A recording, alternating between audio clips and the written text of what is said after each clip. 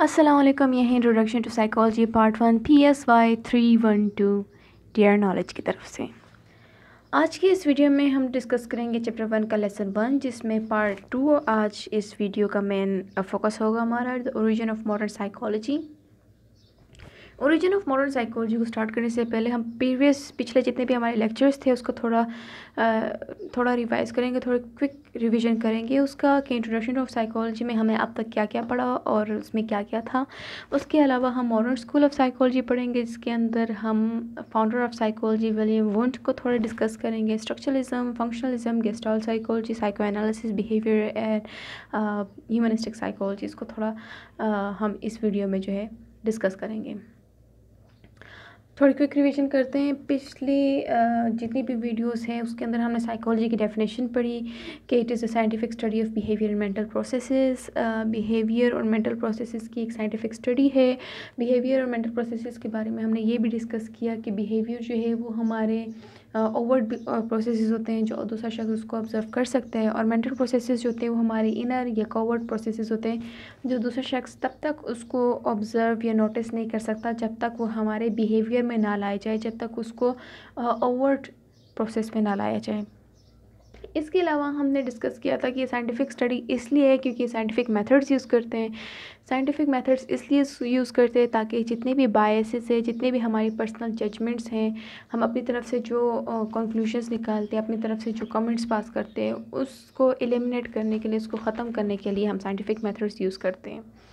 इसके अलावा हमने ये भी डिस्कस किया था कि साइकोलॉजी के 4 गोल्स हैं: डिस्क्रिप्शन,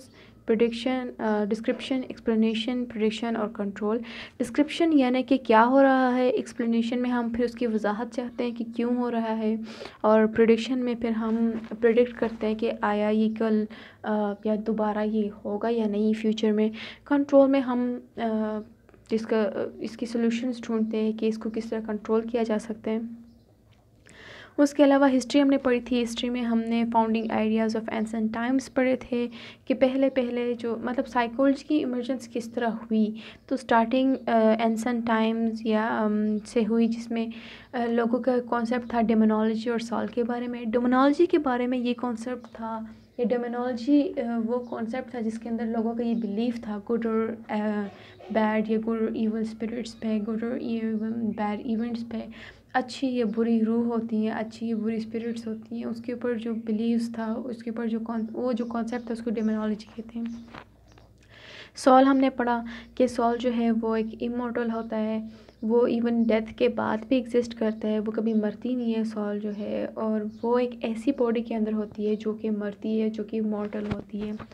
सॉल के बारे में ये भी डिस्कस किया था एंसेंट टाइम्स के मद्देनजर, मतलब एंसेंट टाइम्स की रूह से उसको थोड़ा हमने डिस्कस किया था कि सॉल जो है वो एक जगह से दूसरी जगह विज़िट करती है, जैसे कि हम ख्वाब में देखते हैं कि हम दूसरी जगह गए वगैरह वगैरह। तो ये सारा ancient time, according to ancient times जो है, ये दरअसल हमारी सॉल्स जो है वो एक जगह से दूसरी जगह विज़िट करती है। मतलब ये एंसेंट टाइम्स का एक कॉन्सेप्ट था। फिर हमने एंसेंट ग्रीक्स वीव्स पढ़े, तो उसके अंदर हमने ये पढ़ा था कि जो एंसेंट टाइम्स है अब उससे हमारी सोच जो है वो थोड़ी एडवांस हो रही है, अब वो थोड़ी डाइवर्ट हो रही है आर्ट, लिटरेचर, फ़िलासफ़ी की तरफ, और जो यूनिवर्स है उसके बारे में हमारी सोच थोड़ी बदल रही है। इसके अंदर हमने 2 बंदों को डिस्कस किया था। एक एरिस्टोटल, जिसने एम्पिरिसिज्म का कॉन्सेप्ट दिया था कि हमारी जितनी भी नॉलेज है वो बिलीफ के ऊपर बेस्ड है, और एलिमेंटलिज्म का कॉन्सेप्ट दिया था, यानी कि कोई भी चीज़ समझने के लिए जब तक हमने उसको एलिमेंट्स में नहीं डिवाइड किया होता हम तब तक उसको नहीं समझ सकते। तो किसी भी चीज़ को समझने के लिए उसको एलिमेंट्स में डिवाइड करते हैं, उसके बाद हम उसको समझ सकते हैं। प्लेटो हमने डिस्कस किया था। प्लेटो के बारे में ये था कि उसने रैशनलिज्म को कॉन्सेप्ट दिया था। रैशनलिज्म का मतलब कि कोई भी नॉलेज है वो रीजनिंग के ऊपर बेस्ड है। हम कोई भी नॉलेज तब तक नहीं समझ सकते, तब तक अंडरस्टैंड नहीं कर सकते जब तक हमने रीजनिंग ना की होती। जब हम उसके ऊपर रीजनिंग करते हैं, हम रीजनिंग के पीछे जाते हैं, तब हम वो चीज़ समझ सकते हैं।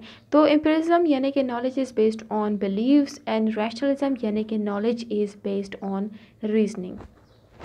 फिर फ़िलोसॉफ़िकल रूट्स यानी कि एंसेंट ग्रीक वीव से थोड़ी अब सोच जो है वो फ़िलासफ़ी की तरफ आ रही है। फ़िलासफ़ी में फिर क्या था, हमने डिस्कस किया माइंड और बॉडी के इंटरेक्शन के ऊपर, कि किसी ने इंटरेक्शनिज़म का कॉन्सेप्ट दिया, यानी कि माइंड और बॉडी जो है वो इंटरेक्ट करती है एक दूसरे से, उनका एक दूसरे से इंटरेक्शन होता है। कुछ लोगों ने डबल एस्पेक्टिज्म का कॉन्सेप्ट दिया, कुछ लोगों ने पैरेलिज्म का कॉन्सेप्ट दिया, यानी कि कुछ लोगों ने कहा कि माइंड और बॉडी जो है वो इंटरेक्ट करती है एक दूसरे से। कुछ फिलोसोफर्स ने, कुछ लोगों ने जो है वो कहा था कि नहीं, माइंड और बॉडी एक दूसरे के साथ इंटर रिलेटेड नहीं होते, एक दूसरे के साथ इंटरेक्ट नहीं करते। उसके अलावा हमने इसके अंदर जॉन लॉक का टेबुला रासा भी पढ़ा था, यानी कि उसने कॉन्सेप्ट दिया था टेबुला रासा, यानी कि जो इंसान है वो बाय बर्थ बिल्कुल ब्लैंक स्लेट होते हैं।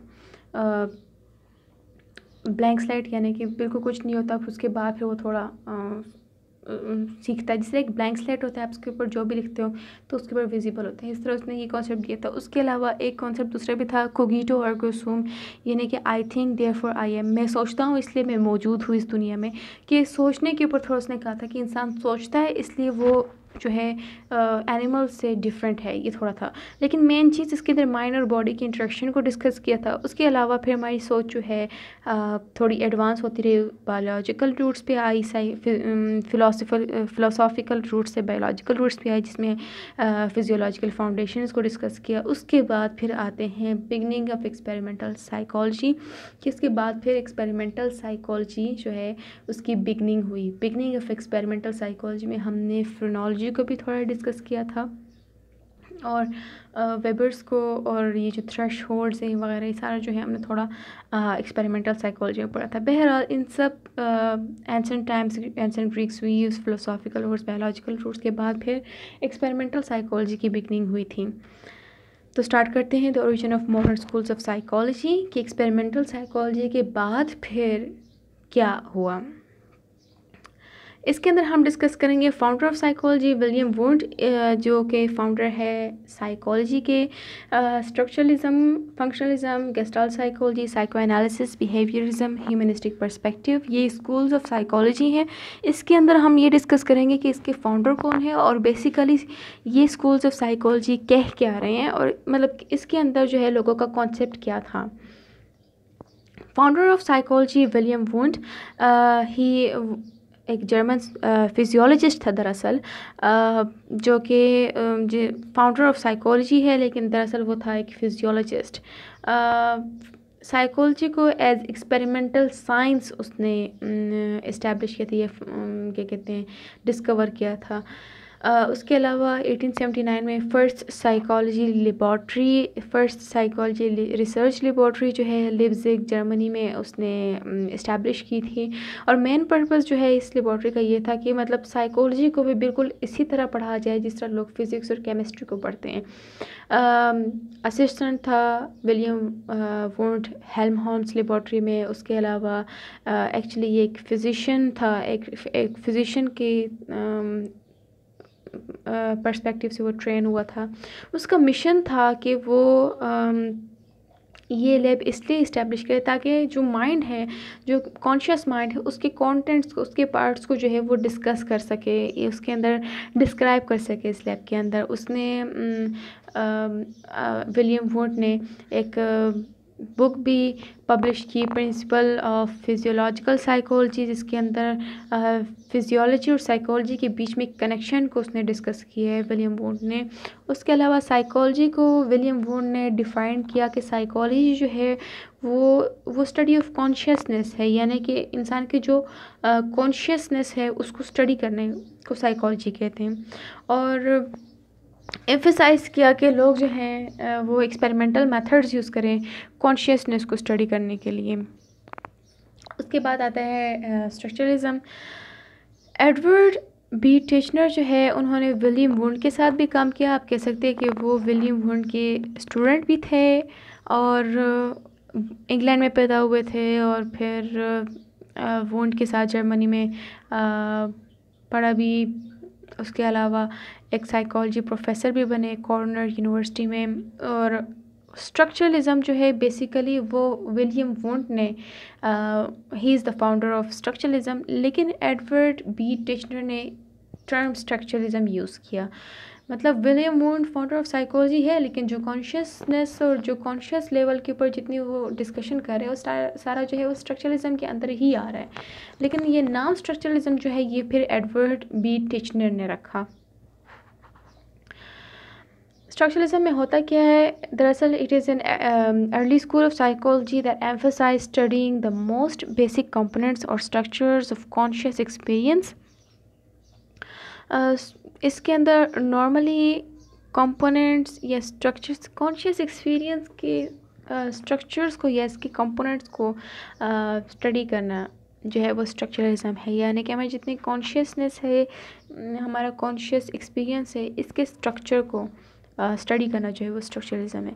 स्ट्रक्चरलिज्म हेल्ड दैट इवन और most complex experience could be broken down into elemental structures और component parts of sensation and feelings. हमारी कॉन्शियसनेस जो है वो स्ट्रक्चर्स में आप उसको ब्रेक कर सकते हैं। स्ट्रक्चरलिज्म ने कॉन्सेप्ट दिया था इंट्रोस्पेक्शन का। इंट्रोस्पेक्शन एक मेथड है जिसमें एक पार्टिसिपेंट जो है वो अपनी कॉन्शियस एक्सपीरियंस को रिपोर्ट करता है। इंट्रोस्पेक्शन में नॉर्मली वो अपनी कॉन्शियसनेस को रिपोर्ट कर रहा होता है। एक मेथड है स्ट्रक्चरल साइकोलॉजी के स्ट्रक्चरलिज्म की तरफ से इंट्रोस्पेक्शन का एक मेथड जो था वो इंट्रोड्यूस हुआ था। उसके बाद फिर फंक्शनलिज्म है। फंक्शनलिज्म में विलियम जेम्स है जो कि फाउंडर थे फंक्शनलिज्म के, और प्रोफेसर थे हार्वर्ड प्रोफेसर विलियम जेम्स, जिन्होंने फंक्शनलिज्म का कॉन्सेप्ट दिया। इन्होंने एक इन्फ्लुएंशियल टेक्स्ट भी एक पब्लिश किया जो कि है principle of psychology, and he became the James idea became the basis of another early school of psychology called functionalism. Functionalism का कॉन्सेप्ट उन्होंने दिया जिसमें which stressed studying the adaptive and practical functions of human behaviour. अब structuralism में क्या था, हम structures पे जा रहे थे, जो कॉन्शियसनेस है, जो हमारा माइंड है, उसके स्ट्रक्चर्स पे जा रहा था। फंक्शनलिज्म जो है अब उसके फंक्शंस पे ज़्यादा फोकस कर रहे हैं, उसके फंक्शंस को ज़्यादा एम्फसाइज कर रहे हैं। फंक्शनलिज्म बेसिकली है क्या, it is early school of psychology that emphasised studying the purpose और function of behaviour and mental processes. अब स्ट्रक्चरलिज्म में आपने पढ़ा कि उसमें स्ट्रक्चर की बात हो रही थी, इसमें यह है कि इसमें बिहेवियर और मेंटल प्रोसेसेस के पर्पस या फंक्शंस को स्टडी किया जाता है। या इसकी दूसरी डेफिनेशन है कि it is an approach to psychology that focus on the functions of consciousness. Structuralism में स्ट्रक्चर ऑफ कॉन्शियसनेस था, फंक्शनलिज्म में अब फंक्शंस ऑफ कॉन्शियसनेस है। Functionalism was concerned not with the structure of mind but with the purpose of consciousness. दिमाग क्या करता है, क्यों करता है, ये सारा जो है वो फंक्शनलिज्म था। यानी कि माइंड की जो फंक्शनिंग है उसको स्टडी करना जो था वो फंक्शनलिज्म का काम था। So they wanted to see how people use information to adopt to their environment, कि मतलब लोग जो है इंफॉर्मेशन को किस तरह वो अडॉप्ट करते हैं या अपने इन्वायरमेंट के साथ उसका जो रिलेशन होता है, उस एतबार से जो है वो माइंड का जो फंक्शन है, जो माइंड किस तरह फंक्शन कर रहा होता है, ये कॉन्शियस एक्सपीरियंस किस तरह फंक्शंस होती हैं, तो वो सारा जो है वो फंक्शनलिज्म में स्टडी किया जा रहा है। गेस्टाल्ट साइकोलॉजी एक दूसरा अप्रोच था approach to psychology most noted for emphasising that our perception of a whole is different from our perception of the individual stimuli. Gestalt basically एक जर्मन वर्ड है जिसका मतलब है पैटर्न, शेप या configuration. इसके की मेंबर्स थे मैक्स वर्दिमर, वोल्फगैंग कोहलर और कुर्ट कोफ्ता। गेस्टाल्ट साइकोलॉजी में बेसिकली बात ये थी कि हम एक चीज़ को एज अ होल परसीव करते हैं, एज अ होल हम उसको देखते हैं रेदर देन कि हम उसके पार्ट्स पे जाएं, हम उसके एक एक पार्ट को देखें। गेस्टाल्ट साइकोलॉजी का मतलब परसेप्शन के ऊपर था कि हम एक चीज़ को एज अ होल परसीव करते हैं। बेसिकली गेस्टाल्ट साइकोलॉजी 1912 में ये अप्रोच स्टार्ट हुई थी, जब मैक्स वर्दिमर ने अपेरेंट मोशन डिस्क्राइब किया था, visual illusion apparent motion. Apparent motion basically एक ऐसा एक मोशन जिसमें एक सीक्वेंस दिए गए होते हैं इमेजेस के, और वो इमेजेस जो है वो एक एक मूवी की तरह एक मूवमेंट दे रहे होते हैं, दैट इज़ अपेरेंट मोशन। जिस तरह पुराने ज़माने की मूवीज़ होती थी उसमें डिफरेंट पिक्चर्स होते थे जो तेज़ तेज़ मूव होते थे, तो उसके बाद वो पूरी एक मूवमेंट नज़र आती थी जैसे वो पिक्चर मूव हो रही है। So that is apparent motion के एक रैपिड सीक्वेंस होती है एक स्टेशनरी इमेजेस की जो हिलती नहीं है, लेकिन वो इमेजेस की डिफरेंट फॉर्म्स होते हैं। जिस तरह नीचे पिक्चर भी दी है कि जिस तरह बंदा घोड़े पे गया है, बैठा है, और उस घोड़े की मूवमेंट जिस तरह है। अब इसको वन बाय वन जब इसकी एक मूवमेंट होगी तो आप देखेंगे कि इसमें जो घोड़ा है ये आपको दौड़ते हुए नज़र आएगा, तो that is apparent motion. It is a rapid sequence of stationary images that creates illusion of movement in the movies, as you can see. अच्छा, what we perceive is different from some of its part, कि हम जो perceive करते हैं वो different होता है उसके पार्ट्स के। And we perceive unified forms not bits and pieces. Bits and pieces को हम नहीं परसीव करते, हम एज ए यूनिफाइड फॉर्म उसको परसीव करते हैं।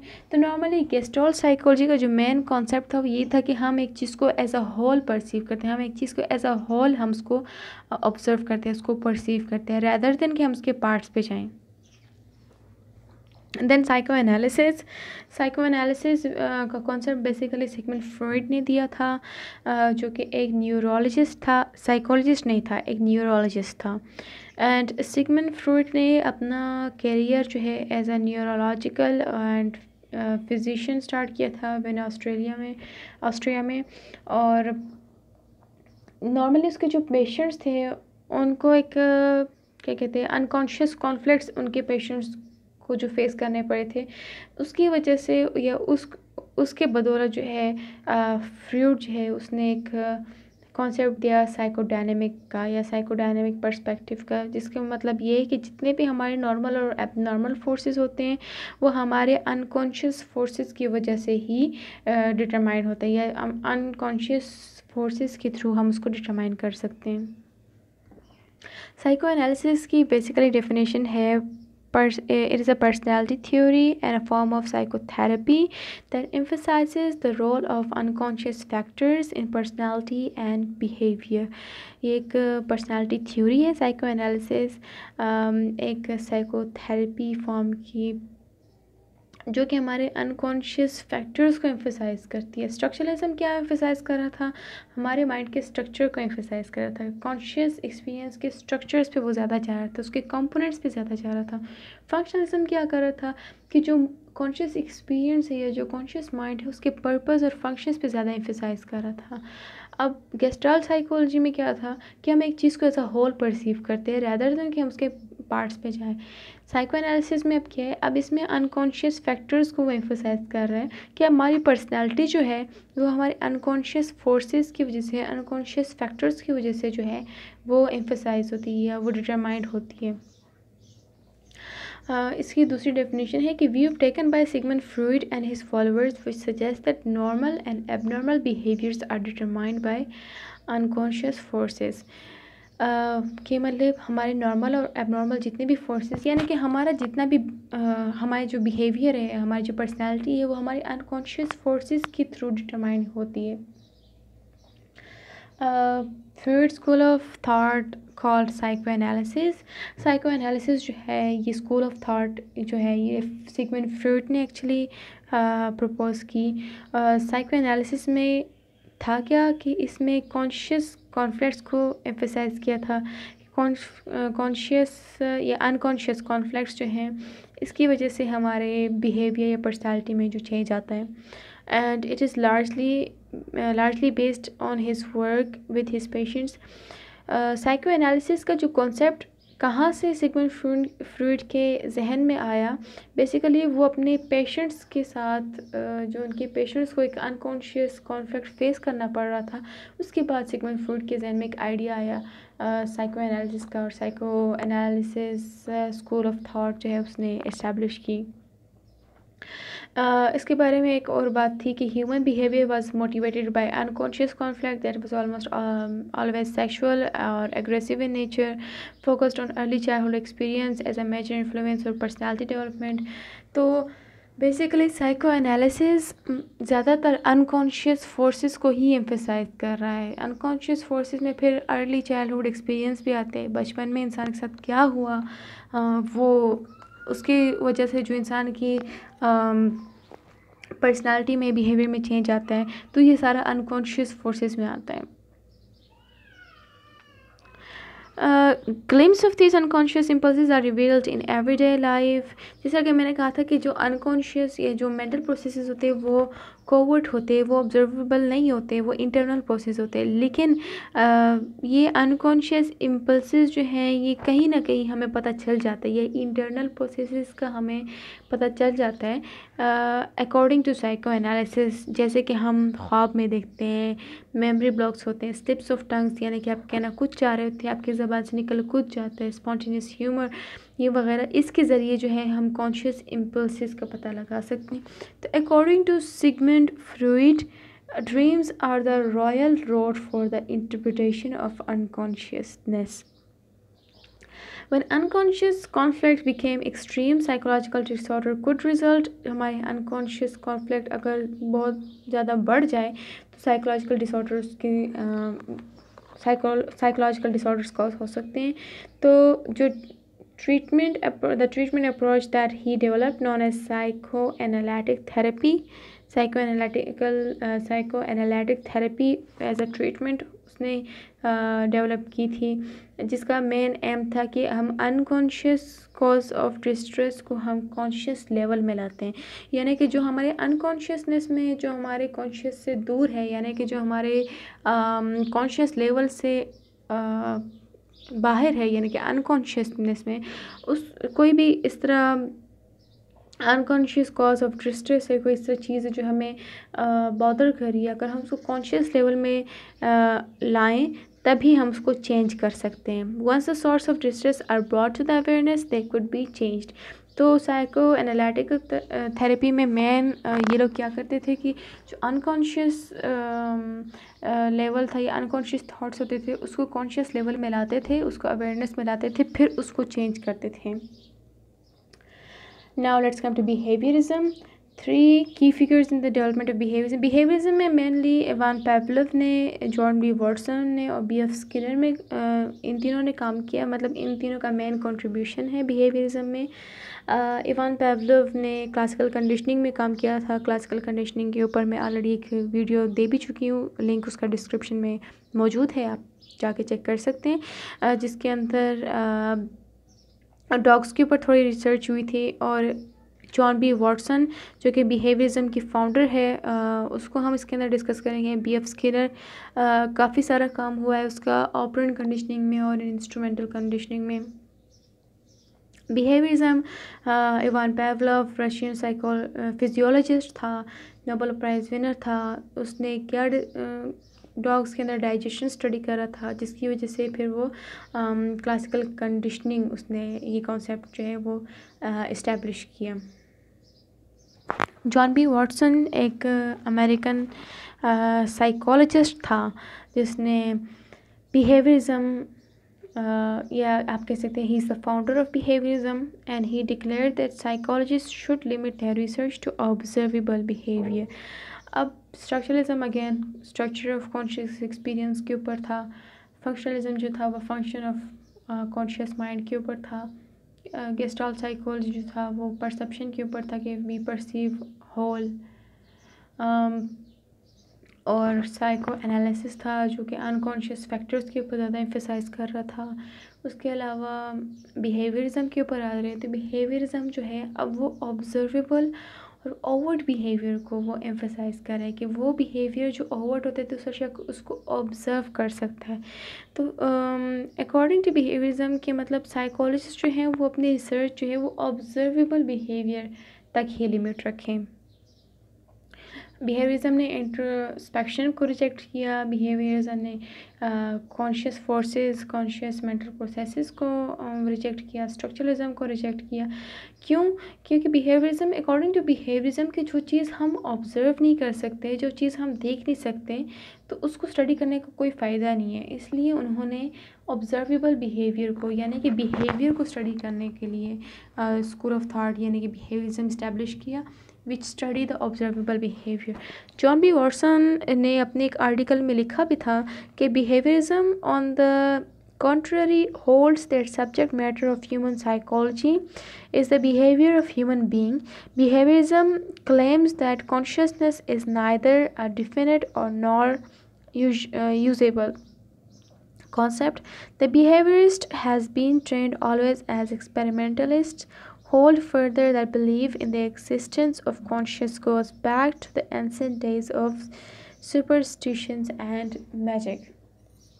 मेन बात इसी के अंदर यही थी कि जो ऑब्जर्वेबल बिहेवियर है उसको डिस्कस कर रहे थे, तो उसकी क्या कहते हैं आप, उसके एक्सप्लेनेशन में जो है जॉन बी वॉटसन ने ये पैराग्राफ लिखा था, ये बात कही थी।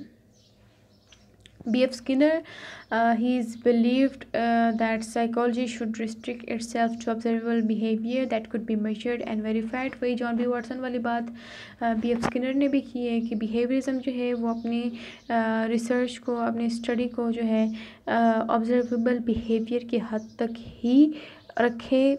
क्यों? क्योंकि अकॉर्डिंग टू B.F. स्किनर हम उसको मेजर भी कर सकते हैं, हम उसको वेरीफाई भी कर सकते हैं। And he systematically used reinforcement or punishment to shape the behavior of rats and pigeons.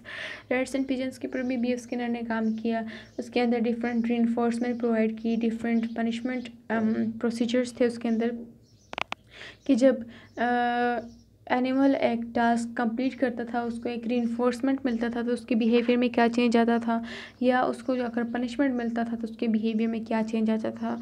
यानी कि इंस्ट्रूमेंटल या ऑपरेंट कंडीशनिंग में फिर B.F. स्किनर का एक अहम रोल है। आप देन बिहेवियरिज्म की definition, it is a school of psychology and the theoretical viewpoint that emphasizes the study of observable behavior, especially as they pertain to the process of learning. या दूसरी definition इसकी है perspective that focuses on observable behaviour and emphasises the learned nature of behaviour. Observable behaviour के ऊपर emphasise किया और behaviour का learn nature. Behaviourism के मेन पॉइंट्स है कि it focuses on observable behaviour, observable behaviour के ऊपर फोकस करता है। इंट्रोस्पेक्शन और कॉन्शियसमेंट प्रोसेसेस या कोवर्ट बिहेवियर को रिजेक्ट किया। जो जिन लोगों ने एम्फसाइज किया था कॉन्शियसनेस को, जो स्ट्रक्चरलिज्म और फंक्शनलिज्म ने कॉन्शियसनेस प्रमोट किया था उसको रिजेक्ट किया। उसके अलावा सिगमंड फ्रॉइड का जो अनकॉन्शियस इन्फ्लुएंस था उसको भी रिजेक्ट किया। उसके अलावा साइंटिफिक इन्वेस्टिगेशंस के ऊपर थोड़ा फोकस किया कि साइंटिफिक इन्वेस्टिगेशंस होनी चाहिए सिर्फ ओवर्ट बिहेवियर पर, ताकि हम उसको ऑब्ज़र्व कर सकें, हम उसको सही तरीके से मेजर कर सकें और हम उसको वेरीफाई कर सकें। Psychology should study observable behaviour, not mental processes. Then humanistic psychology, जो कि लास्ट टॉपिक है इस वीडियो का, इसकी डेफिनेशन है कि it is an approach to psychology associated with Abraham Maslow and Carl Roger, emphasize free will and individuals' control of their behavior. Carl Roger और Abraham Maslow ने इसके अंदर काम किया। लेफ़्ट साइड पे जो है वो अब्राहम मैस्लोव है और राइट साइड पे जो है वो कार्ल रोजर है। इन्होंने फ्री विल और इंडिविजुअल कंट्रोल ऑफ बिहेवियर पे काम किया। ह्यूमनिस्टिक साइकोलॉजी जो है वो कार्ल रोजर ने इसके फाउंडर है। It is also refer to third force in American psychology. इसको थर्ड फोर्स इसलिए कहा जाता है क्योंकि बिहेवियरिज्म और सिगमंड फ्रॉइड इनके मतलब अनकॉन्शियसनेस फोर्सेस वगैरह उनके बाद ये एज अ थर्ड फोर्स है ह्यूमनिस्टिक साइकोलॉजी। ह्यूमनिस्टिक साइकोलॉजी का कॉन्सेप्ट इन लोगों ने इसलिए दिया था क्योंकि ये लोग कहते थे या इनका मानना था कि स्ट्रक्चरलिज्म जो है वो सिर्फ अनकॉन्शियस फोर्सेस के स्ट्रक्चर्स या कंपोनेंट्स को डिस्कस कर रहा है। फंक्शनलिज्म जो है वो सिर्फ फंक्शंस को डिस्कस कर रहा है। ऑब्जर्वेबल बिहेवियरिज्म जो है वो सिर्फ ऑब्जर्वेबल बिहेवियर को डिस्कस कर रहा है। ये साइको एनालिसिस जो है वो सिर्फ अनकॉन्शियस फोर्स के ऊपर एम्फेसाइज कर रहा है। वो ये नहीं देख रहा कि इंसान की अपनी भी एक फ्री विल होती है, इंसान की अपनी चॉइसेस होती हैं, उनके अपने डिसीजंस होते हैं।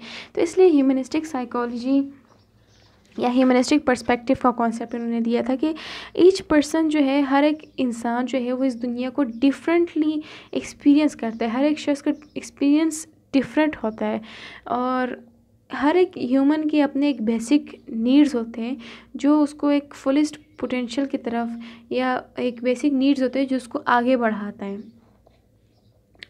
देयर एक ह्यूमन नेचर के बारे में एक डिफरेंट व्यू दिया उन्होंने। Variety of psychotherapeutic techniques that developed, जिस तरह साइको एनालिसिस में साइको एनालिटिकल थेरेपी दी थी, इस तरह इन्होंने साइकोथेरेप्यूटिक टेक्निक्स यानी कि वैरायटी ऑफ थेरेप्यूटिक टेक्निक्स जो हैं वो यूज़ हो सकती हैं। कार्ल रोजर के बारे में थोड़ा डिस्कस करेंगे कि ही इन्फ्लुएंस्ड बाय हिज एक्सपीरियंस। जिस तरह के सिगमंड फ्रॉइड जो है वो अपने पेशेंट्स के की वजह से इन्फ्लुएंस हुआ था और साइको एनालिसिस या साइको डायनामिक पर्सपेक्टिव उन्होंने इंट्रोड्यूस किया था, इस्टेब्लिश किया था। इसी तरह कार्ल रोजर जो है वो भी अपने पेशेंट्स की वजह से, अपने क्लाइंट्स की वजह से वो इन्फ्लुएंस हुआ था। अपने क्लाइंट्स के एक्सपीरियंस के या अपने क्लाइंट्स के साथ जो उनका एक्सपीरियंस गुजरा उसकी वजह से वो इन्फ्लुएंस हुआ था और उन्होंने ह्यूमनिस्टिक साइकोलॉजी का कॉन्सेप्ट दिया था। उन्होंने कॉन्शियस एक्सपीरियंस को एम्फसाइज़ किया था, जिसमें यह था कि हर एक शख्स जो है वो यूनिक है, उसके अपने एक यूनिक पोटेंशियल्स हैं साइकोलॉजिकल ग्रोथ के लिए, सेल्फ डायरेक्शन के लिए।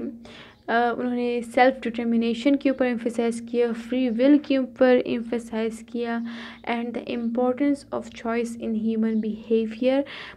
उसके अलावा कंडीशनल और अनकंडीशनल पॉजिटिव रिगार्ड्स के ऊपर का कॉन्सेप्ट भी उन्होंने दिया था, सेल्फ कॉन्सेप्ट भी दिया था।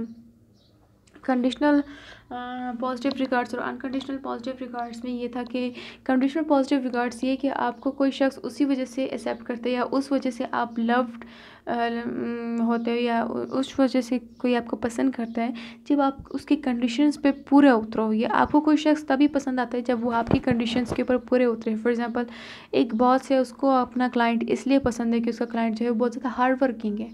तो एग्जांपल दी मैंने कंडीशनल पॉजिटिव रिगार्ड के एतबार से। उसके अलावा अनकंडीशनल पॉजिटिव रिगार्ड में ये कि वो एक्सेप्टेंस या वो लव दूसरों के लिए जो कंडीशन पर बेस नहीं होता, it is unconditional positive regard, जिसके लिए किसी कंडीशन पर पूरा उतरना लाजमी नहीं है। फॉर एग्ज़ाम्पल पेरेंट्स हैं, उनको अपने बच्चे जो है वो अनकंडीशनली पसंद होते हैं।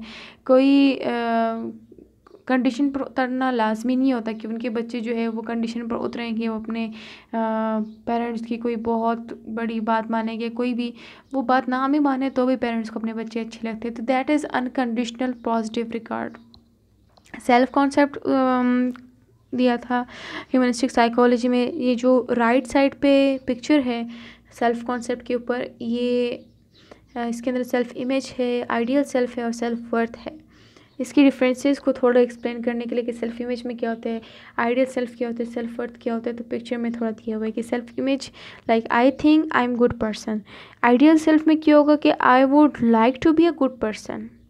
सेल्फ वर्थ में क्या है, I feel good about my self.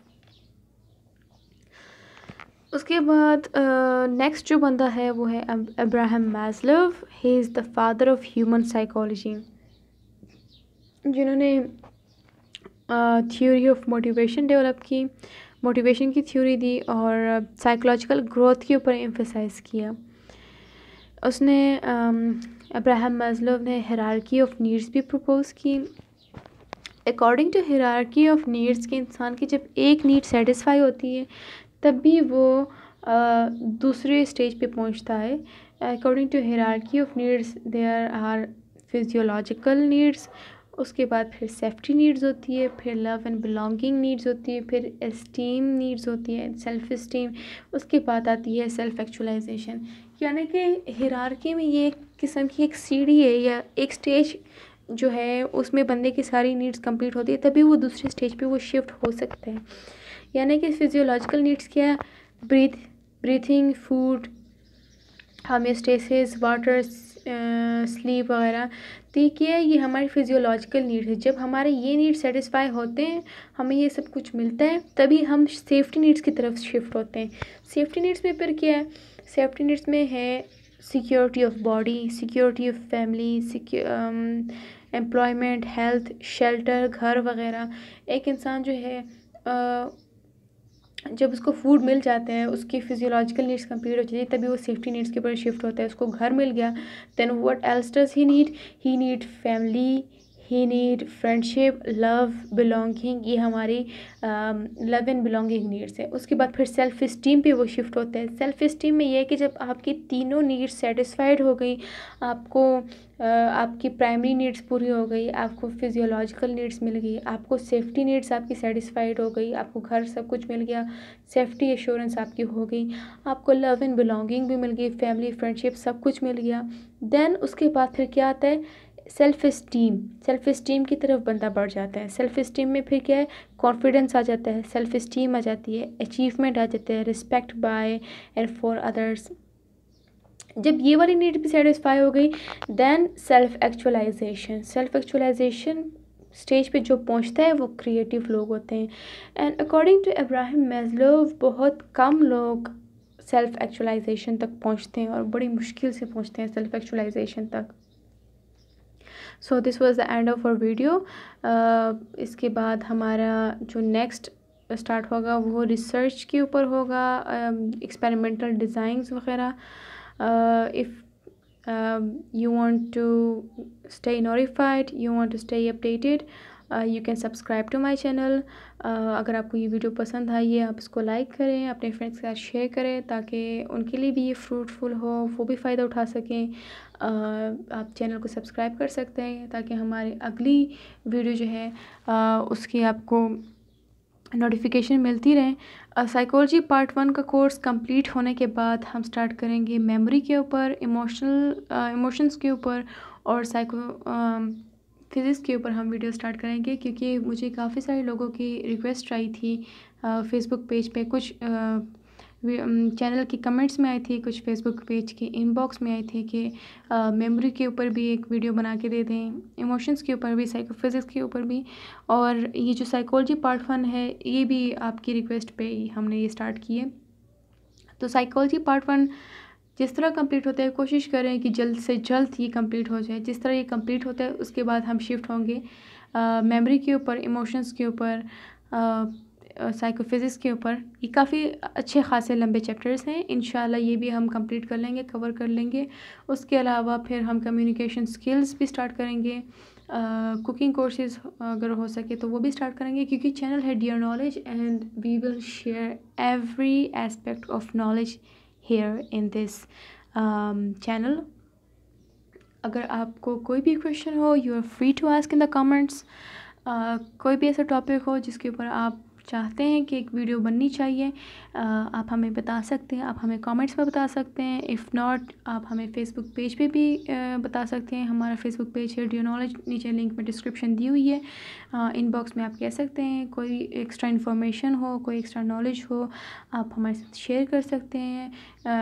It would be like pleasure for us कि हमें एक एडिशनल इन्फॉर्मेशन मिल रही है, एडिशनल नॉलेज मिल रही है, आप कमेंट्स में शेयर कर सकते हैं। अंटिल देन, अल्लाह हाफिज़।